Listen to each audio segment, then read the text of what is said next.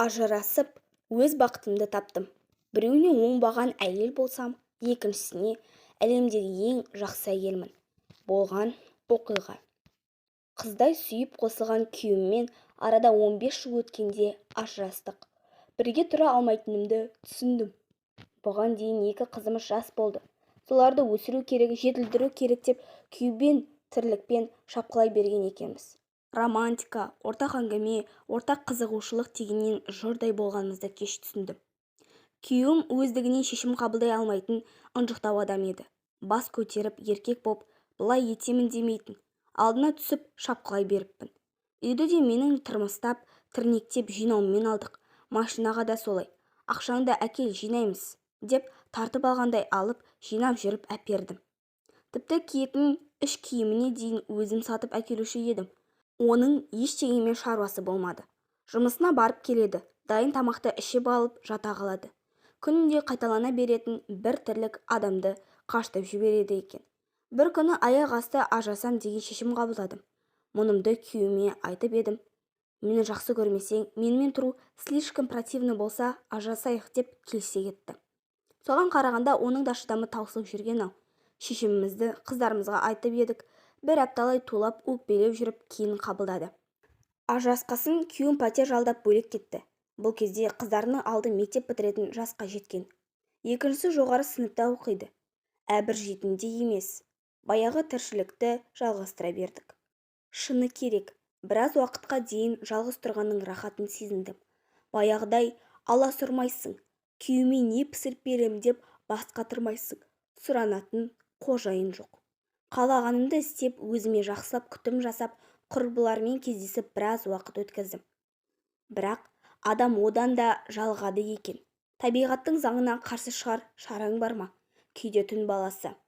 Құдай, мен бұйыртқан байдан бас тартып, көпірлік қылып қоймадым ба? Егер осы ажырасу маған қайырлы болса, онда күйеуімнен де жақсы бір адамды жолықтыршы деп тілейтінмін. Бір күні қызымның туған күніне үйіп-төгіп азық-түлік алып, Яндекстен такси шақырдым. Жолдың бойында тұрмын. Бір жас жігіт келіп еді. Жол-жөнекей торт сататын дүкенге соғып, торт алып шығайықшы деп өтіндім. Кердеңдеп қалған біреу екен.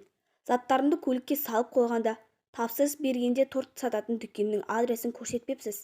Мен сізді апара алмаймын деп түсіріп кетті. Мұншалықты ызаланбаспын. Бейшара адам сияқты жолдың бойында 5-6 пакетпен әбіржіп тұрғанда бір көлік келіп тоқтады. Жасы менімен шамалас жігіт ағасы екен. Отырыңыз, жеткізіп тастайын деп ілтипат көрсетті. Үйге жеткенше танысып, оны-мұны әңгіме етіп үлгердік. Күйеуіңіз бар ма? Мына пакеттерді жоғары қабатқа қалай шығарасыз деп сұрады. Күйеуім болса осылай жүрмес едім ғой. Құдай маған жақсы бір күйеу қарыз деп әзілдеп күлдім. Бір сөзге келмей пәтеріме дейін заттарымды тасып берді. Үйге кіріп нан-ауыз тиді. Осылайша біз жақын араласып кеттік. Жақсы жігіт те әйелімен ажырасқан екен. Оның да бір ұлы, бір қызы бар боп шықты. Әйелі 2 баласын осыған тастап, басқа қалаға көшіп кете барыпты. Тағдырлас екенбіз деп күліп, арасында кездесіп, шай-пай ішіп жүрдік. Соңыра сезімдеріміз оянып, үйленуге шешім қабылдадық. Мама, сен шыныңды айтшы, бұл папамыз бар кезде пайда болған еркек пе деп 2 қызым жағамнан алды. Кішкентайым әкесіне жақын еді. Саған не жетпейді?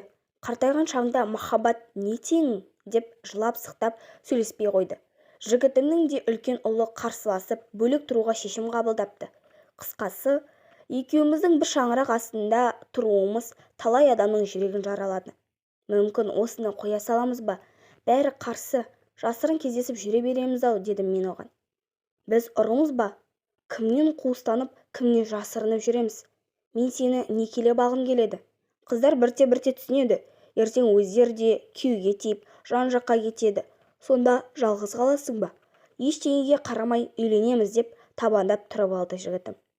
Мен кезінде күйеуім үшін оңбаған, нашар, күйеуін орта жолда тастап кеткен әйел болған шығармын. Ағайын туыстары да сыртымнан сыбап, ала арқаны кесті. Бірақ менің ішкі күйімді, сезімімді түсінуге тырыспады. Қазір мен берік үшін әлемдегі ең керемет әйелмін. Екеуміз бақытты ғұмыр кешіп жатырмыз. Уақыт өте келе қыздарым да, Беріктің ұлы да бәрін түсінді, мойындады.